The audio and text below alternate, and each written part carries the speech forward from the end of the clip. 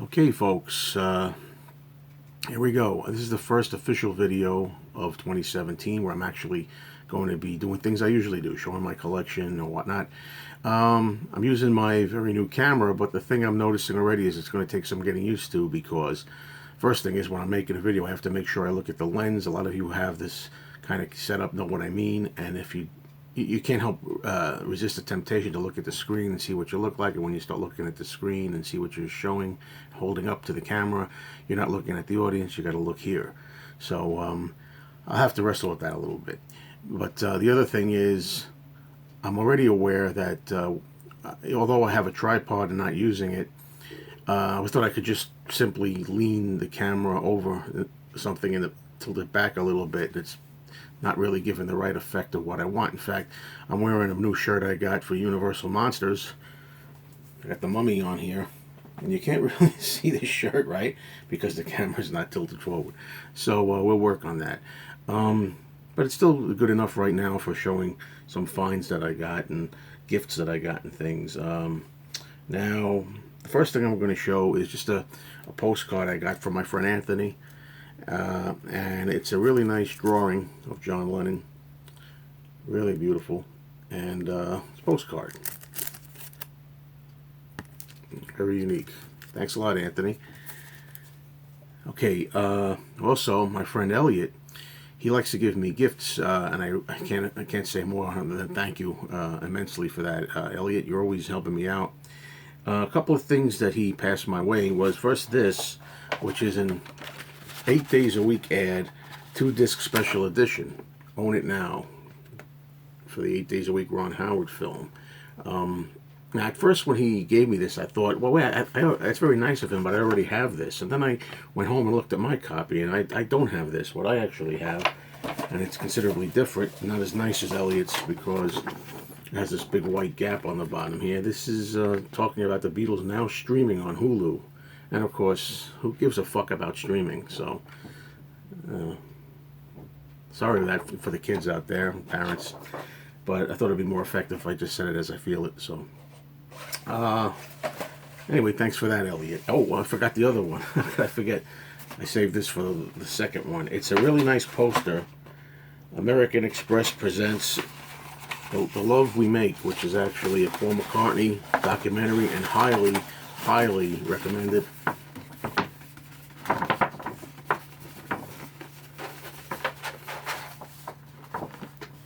The Love We Make. A very nice poster that I can add to my collection, and much appreciated.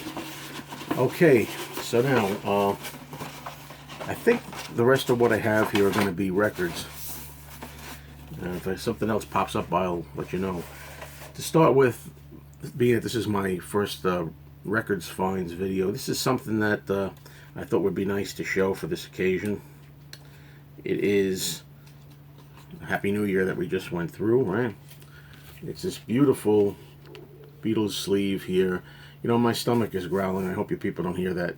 I'm getting self-conscious. The Beatles, we wish you a Merry Christmas and a Happy New Year. VJ promotional item, and I think this went with a lot of different 45s. I was reading the Perry Cox book, and there's a lot of different 45s this went with, different labels too, believe it or not. But I just have this in here, the Please Please Me on VJ, which I think suits very nicely in here. So that was a nice find.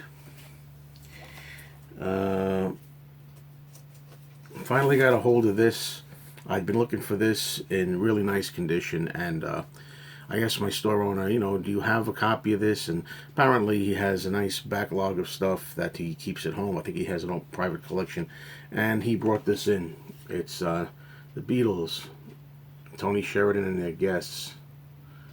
And, you know, this is the material that is very common. You know, there's so many different ways this has been released over the years. But I didn't have this, and it's nice to have it in really nice quality. It's fairly sharp corners. That one's not so great, but a little wear there. But the front cover itself is nice. And every time I see this, it's trashed. You know, it's impossible to find this really looking super spiffy. And the copy here is pretty nice on MGM. So finally, a record that I wanted for a long time is now in the collection, and very, very happy to finally get it in such decent shape. Okay, as long as we're on the subject of Tony Sheridan, I was going to save this for later, but as long as we're on the subject of Tony Sheridan, I came across this a while back. These are things that I've had that I haven't shown in a while. This is Tony Sheridan and the Elvis Presley Band, Worlds Apart. And haven't had a chance to play this yet, but I think this is pretty interesting. It's got the band of Elvis, I'm guessing in the 70s. It's obviously not the original band. It's not Scotty Moore and those guys. But Tony Sheridan's relation with the Beatles made it interesting, and there's some good stuff on here, judging by the song listing. And this is actually an album from Germany, I think. Anyway, there you have it. And that was an interesting find. I'd never heard of that before, and I thought that would be fun to get. Now we're going to go to proper Beatles stuff. Here's a copy of Rubber Soul, and this is a Rubber Soul mono copy, original. I'm going to take this out of the sleeve here. You can see it's got the flaps there, UK version they have. As I say a million times before, it's really great that they put out the reissues of the monos, and I'm a stickler for originals whenever I can get them.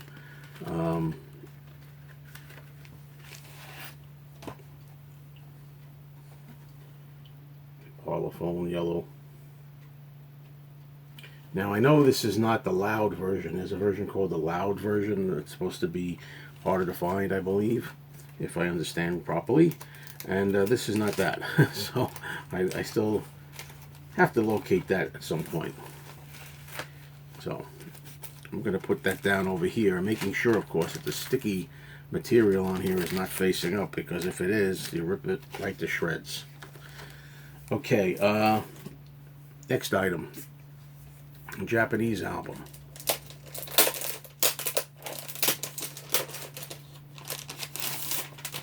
I don't have many of these, and I'm glad to have one here.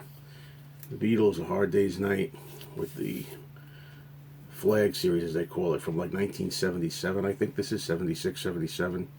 My story with these is always that when I was a lad, about 15 years old, I had a store, maybe some of you remember, TSS, Times Square stores, and it was right next to my high school. And whenever I could get money together, I would go there after work, after school, sorry, force of habit, after school, and I would rummage through. They had tons of these, and I had a good amount of them with the Obi strip, and that's where I got my original collection that I gave up a long time ago. That's where I got a lot of stuff, like French imports, UK imports, and the Japanese. I had almost this whole series. Not anymore, but trying to buy them back. There's a nice insert in there. These are also known for their sweet inserts.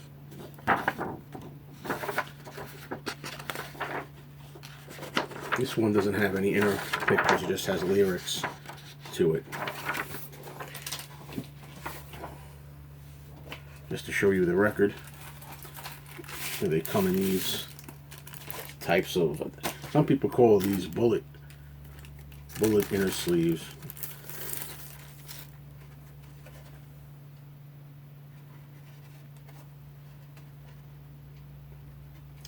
So there we have it. I was very surprised. This was only 25 bucks. I see these things at really astronomical prices, and that's one of the reasons why I don't have a lot and wouldn't buy them if they're too high priced. But that's a good start, right? Because my collection is sorely lacking in Japanese Obis. Okay, let's return for a moment to Rubber Soul. This particular one is a US edition. Well, I'm trying to do something here. Well, anyway, with the shrink wrap on it. And I like the way that you have that top, the full dimensional on the top stereo. It's kind of like, it's not the usual one where you have the brown or gold type right on the cover. And this thing is like really in phenomenal shape. The only bad thing is you got a green magic marker swipe there. But this was really nice. I had to pick it up, couldn't resist. I still have to get it a proper inner sleeve. It doesn't have the colored inner sleeve here. It has the standard white sleeve. And this is a record that says on the label, it says a subsidiary of. So the record is in nice shape. Right. Next up, it's something that I really didn't know if I should add to my collection or not. This particular item was cheap.